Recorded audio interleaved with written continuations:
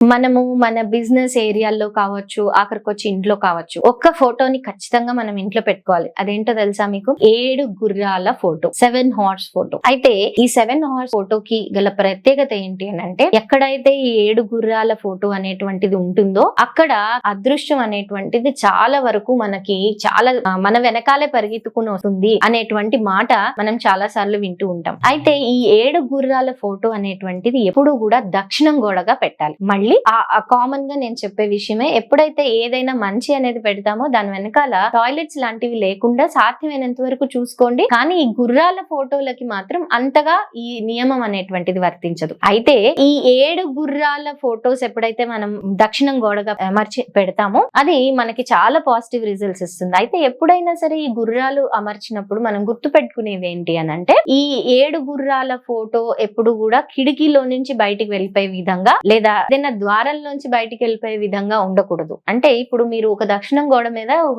గుర్రాల ఫోటో పెట్టారు. ఆ గుర్రాలు ఎదురుగుండా ఒక కిటికీనో లేదంటే పక్కగా ఒక కిటికీనో తలుపు ఉంది. ఆ తలుపు ఎంబడే అవి వెళ్ళిపోతాయి అనేటువంటి ఆ ఫీలింగ్ ని మనకి కలిగే విధంగా ఆ గుర్రాలు ఉండకూడదు. అదే విధంగా ఎప్పుడైనా సరే ఈ దక్షిణం గోడ మీద పెట్టేటువంటి ఏవైతే గుర్రాల బొమ్మలు ఉన్నాయో ఆ గుర్రాలు సాధ్యమైనంత వరకు మట్టి అంటే ధూళి పైకి లేస్తున్నట్టుగాను, మట్టిలో వెళ్తున్నట్టుగా అంటే పరిగెత్తుతున్నట్టుగాను ఎప్పుడైతే ఉంటుందో అది మనకి చాలా పాజిటివ్ రిజల్ట్ ఇస్తుంది. అలాగే సూర్యాస్తమయం జరుగుతున్నట్టుగా అంటే సన్సెట్స్ జరుగుతున్నట్టుగా మాత్రం అక్కడ మనకి కనిపించకూడదు.